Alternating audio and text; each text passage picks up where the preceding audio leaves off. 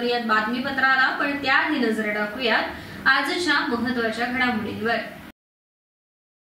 नामदार योगेश दादा कदम यांना समाजभूषण पुरस्काराने सन्मानित करणार, सदानंदराव भोसले यांची माहिती। मोहप्रे आणि दासगावातील उबाटा तसेच राष्ट्रवादीच्या कार्यकर्त्यांचा शिंदेच्या शिवसेनेत पक्षप्रवेश। कर्मयोगी भाऊसाहेब रेवाळे हायस्कूल येथे विद्यार्थ्यांसाठी स्वच्छतागृह आणि सुसज्ज प्रयोगशाळाचे उद्घाटन आणि सातत्याने बदलणाऱ्या हवामानामुळे नागरिक त्रस्त। पाहुयात सविस्तर वृत्त। राज्याचे गृहराज्यमंत्री योगेश दादा कदम यांना मराठा क्रांती स्वराज्य संघटनेतर्फे समाजभूषण पुरस्काराने सन्मानित करण्यात येणार आहे। मराठा क्रांती स्वराज्य संघटनेचे राष्ट्रीय संस्थापक अध्यक्ष सदानंदराव भोसले यांनी मंत्रालयात त्यांच्या दालनात भेट घेऊन ही घोषणा केली आहे। या भेटीदरम्यान खेड, दापोली, मंडणगड तालुक्यातील विविध ग्रामीण समस्या आणि बिजगड येथील नागरी प्रश्नांवर सविस्तर चर्चा देखील झाली।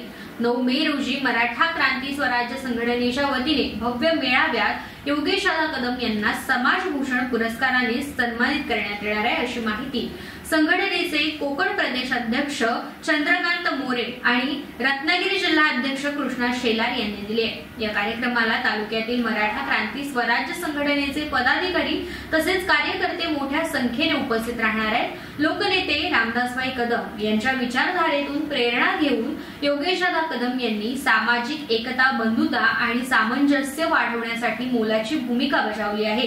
ते श्रीमंत योगी स्वराज्य निर्मात्यांचा आदर्श ठेवून कार्यरत असून मतदारसंघात अष्टपैलू नेतृत्व म्हणून नावारूपाला आले। हा सन्मान त्यांच्या कार्याची पोहोचपावती आहे, असं मत स्थानिक नागरिक आणि संघटनेच्या कार्यकर्त्यांनी व्यक्त केलंय। तर वळूयात पुढच्या बातमीकडे। 4-8 दिवसापूर्वीच महाड तालुक्यातील उबाटाच्या नेत्या स्नेहल जगताप कामत यांनी राष्ट्रवादी काँग्रेस पक्षामध्ये प्रवेश केल्यानंतर राष्ट्रवादीच्या जुन्या पदाधिकारी आणि कार्यकर्त्यांमध्ये अस्वस्थता पाहायला मिळाली। काँग्रेस पक्षातून केवळ जगताप कुटुंबियांच्या प्रेमापोटी उबाटामध्ये दाखल झालेले कार्यकर्ते आणि पदाधिकारी यांनी मात्र त्यांच्याबरोबर न जाता शिवसेना पक्षात जाण्याचं ठाम केलं। महाड तालुक्यातील मोहप्रे आणि दासगावातील माजी पंचायत समिती सदस्य आणि माजी सरपंच यांच्यासह विविध पदाधिकारी यांनी ठाकरे गटाला रामराम करत जय महाराष्ट्र करत शिवसेनेचे धनुष्यबाण हाती घेतले। त्यामुळे भरत गोगावले यांना जगताप कुटुंबियांच्या वारंवार पक्षबदलीय भूमिकांचा फायदाच होत असल्याचं चित्र सध्या इथं पाहायला मिळतंय। आजचा प्रवेश हा राष्ट्रवादी काँग्रेस पक्षासह उबाटाला देखील आत्मचिंतन करणारा असा आहे, असं वक्तव्य भरत गोगावले यांनी यावेळेस म्हटलं। यावेळी गोगावले यांनी म्हटलंय की शिवसेना समन्वयक यावेळी मंत्री भरत गोगावले यांच्यासह शिवसेना समन्वयक विजय आप्पा सावंत, उपजिल्हा प्रमुख सुरेश महाडिक, तालुका प्रमुख रवींद्र तरडे, महाड विधानसभा संघटक राजेश देशमुख, वहूर जिल्हा परिषदचे माजी जिल्हा परिषद सदस्य जितेंद्र सावंत आणि शिवसेनेचे पदाधिकारी कार्यकर्ते उपस्थित होते। तर कर्मयोगी भाऊसाहेब रेवाळे हायस्कूल येथे विद्यार्थ्यांसाठी स्वच्छतागृह आणि सुसज्ज प्रयोगशाळा यांचं उद्घाटन आज संपन्न झालं।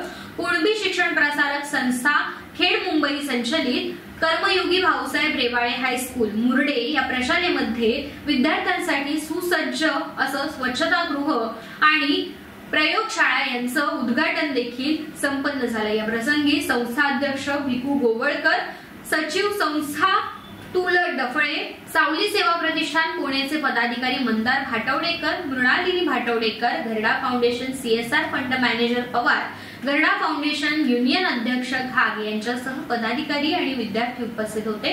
कर्मयोगी भाऊसाहेब रेवाळे हायस्कूलमध्ये विद्यार्थ्यांसाठी स्वच्छतागृह घरडा फाउंडेशन यांच्या मार्फत देण्यात आले, तर सावली सेवा प्रतिष्ठान पुणे यांच्या मार्फत हायस्कूलला स्मार्ट टीव्ही, बायोमेट्रिक मशीन, सुसज्ज प्रयोगशाळा यामध्ये विविध रसायने, विविध मॉडेल्स, भौतिक, रासायनिक आणि जीवशास्त्रातील विविध साहित्य, चार्ट्स, भूगोल विषयाचे साहित्य, क्रीडा साहित्य देखील प्रदान करण्यात आलंय।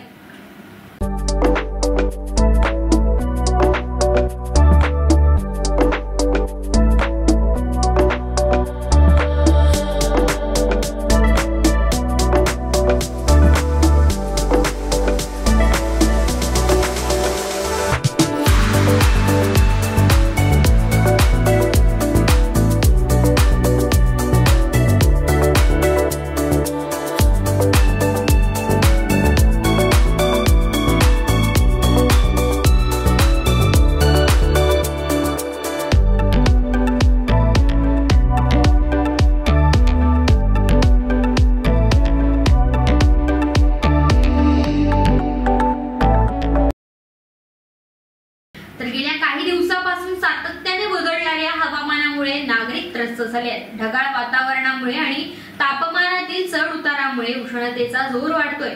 पहाटेचा गारवा आणि दिवसभर असह्य उकाडा यामुळे नागरिक कमालीचे हैराण झाले आहेत। रविवार, सोमवार आणि मंगळवारी सकाळपासूनच उष्णतेच्या तीव्रतेमुळे नागरिक त्रासलेले दिसत होते। हवामान विभागाच्या अंदाजानुसार पुढील 1 ते 2 दिवस अशीच स्थिती कायम राहणार आहे अशी शक्यता आहे। तसेच काही भागात पावसाची देखील शक्यता वर्तवण्यात आली आहे। मुंबईत पूर्व मोसमी पावसाची शक्यता आहे। मुंबईसह ठाणे, पालघर परिसरात बुधवारी हलक्या पावसाचा अंदाज वर्तवण्यात आला होता।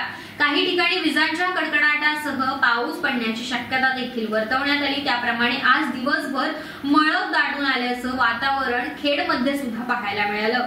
राज्यात काही ठिकाणी गारपिटीचा इशारा देण्यात आलाय। जळगाव, नाशिक, अहमदनगर, पुणे, छत्रपती संभाजीनगर आणि जालना यासारख्या जिल्ह्यात गडगडाटासह गारपीट होण्याची शक्यता वर्तवण्यात आली।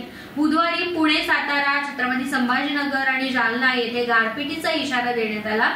मराठवाड्यात पुढील 5 दिवस अवकाळी पाऊस होण्याची शक्यता हवामान विभागाने वर्तवली आहे। कोकणात वाऱ्यासह गडगडाटी पावसाचा अंदाज आहे।